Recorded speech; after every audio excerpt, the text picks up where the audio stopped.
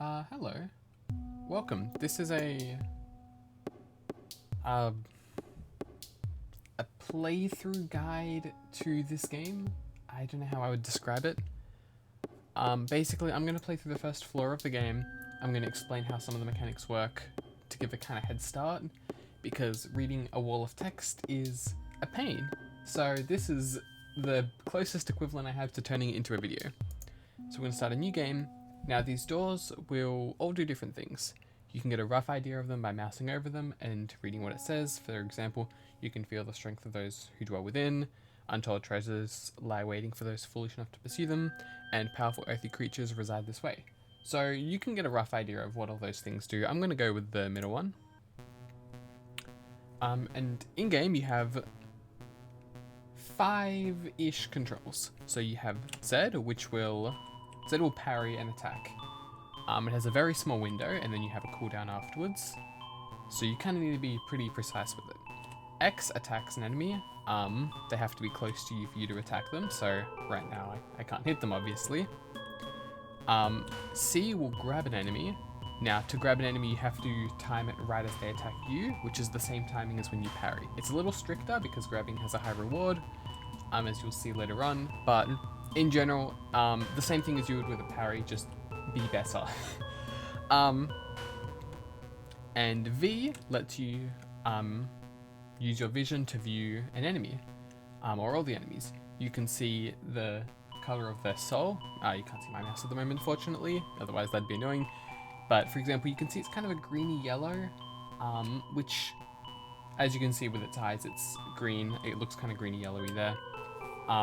Which you have to kind of guess what element each spirit is by their color, since the colors do vary slightly between individual spirits. Every spirit is unique. So this one is probably earth, since greeny yellow is earth, pinky white is light, purple is dark, blue and like lighter blue is water, and orangey red is fire. So this is an earth type, has 7 health. So we're gonna use our fire spell to deal a bit of damage. Now you can click on your spell up here to, at the top, to use it. You can use 1 spell per turn, and spells also have, or spirits you have active, have a passive effect. So for example, the one you have selected, you can see it light up on your character, is the one you're using. So the passive effect of fire will deal extra damage based on your magic to enemies of earth, earth element, which we are pretty sure this is, and also deal extra damage just in general, a little bit. So I'm pretty confident this is going to deal a lot of damage. My guess is 4 or 5, even though we only have 1 power. Now power is how much damage you deal with your attack, whereas magic influences things like passives and actives. So in a normal situation, we'd deal 1 power to this enemy because we're attacking. With the bonus from fire, having a natural bonus damage on anything, it's still probably only going to be 1 around this point. If we were dealing 10 damage, it'd probably deal around 11.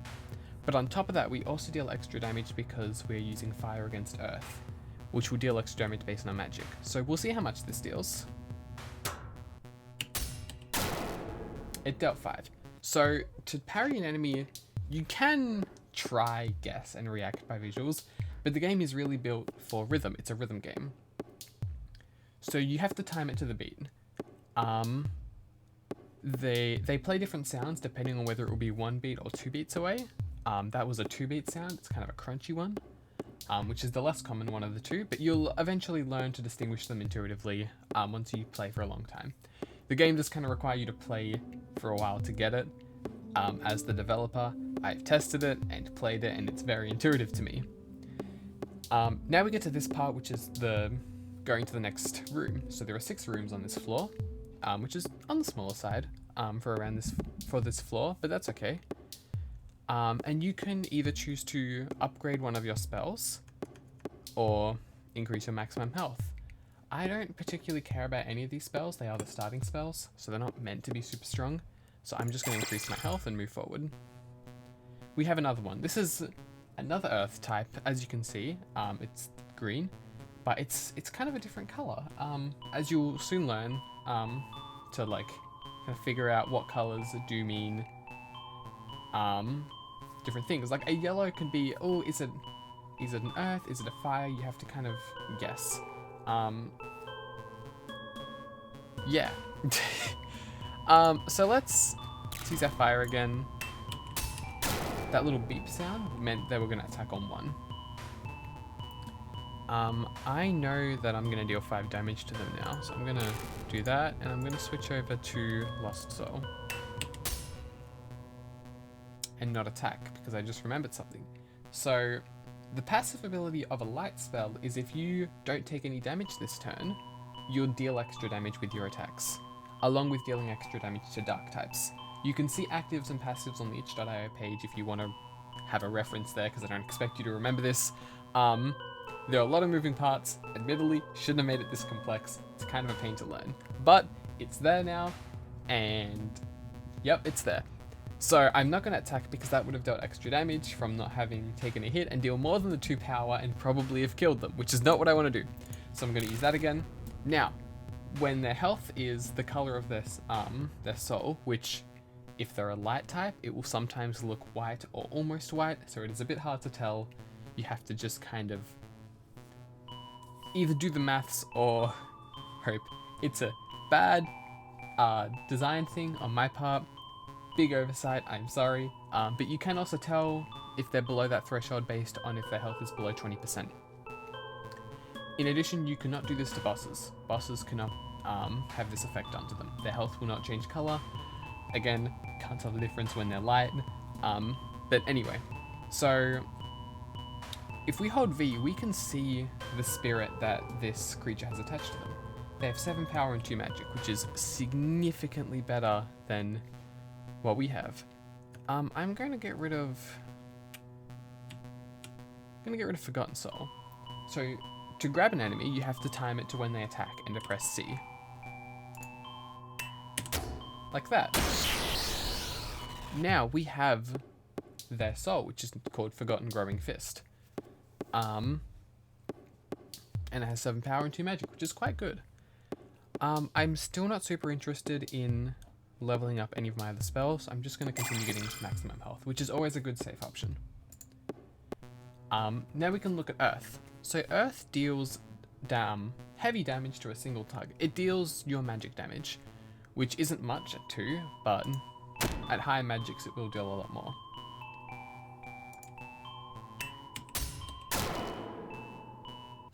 Another thing to note is when you grab an enemy, you also gain an extra maximum health. So it's always a decent idea if you're not sure what you're doing with your spells, to just continue grabbing and switching enemies, see what you come across, and keep getting more maximum health. So I'm going to continue doing that. This is a lot of enemies here. Those are 2 dark types, so I'm going to use my light type to deal damage to all dark types on the field. And I'm going to attack with my earth one.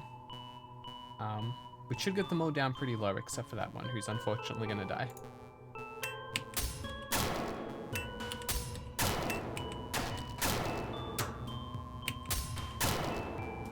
There we go. I will try and grab this one.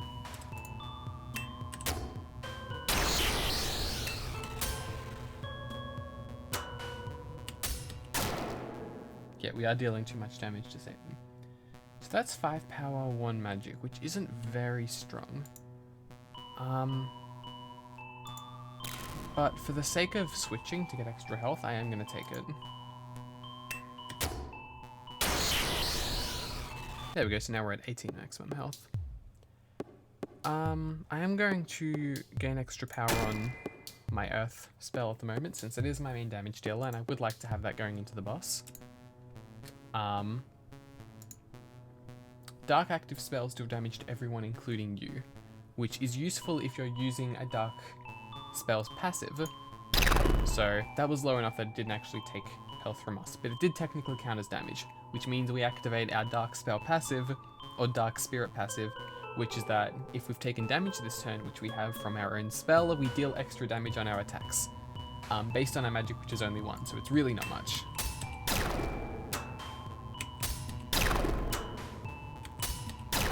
as you can hear the bonus little sound effect that was going then, that was saying that, or showing that we have the bonus effect. In saying that, I think the spell is kind of useless and I'm going to get rid of it. Though they are fire, so I will swap it out with the fire actually.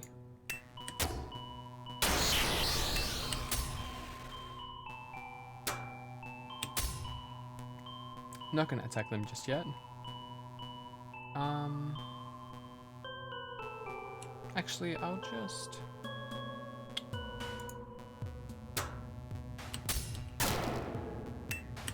There we go. So now we're up to the boss. This will be the last battle I'll show you. And I'm going to increase our maximum health. So we've got 21, which is... I'm pretty comfortable with that. Now, because this is an earth type, which we can tell by seeing its pretty much green, its eyes are green, it's earth. We are going to use our fire type spell to deal a bit of extra damage. And you can see by the fire explosion that it dealt extra fire damage. And while that is nice, I do want to keep using earth for its passive, which decreases the amount of damage you take by a little bit. So the boss will attack with different timings, similar to the bat you fought earlier, which hopefully should have helped you get used to that whole system.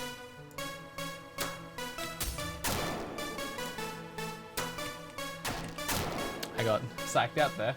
I can also use these spells to deal a bit of extra damage, which I have been forgetting. There we go.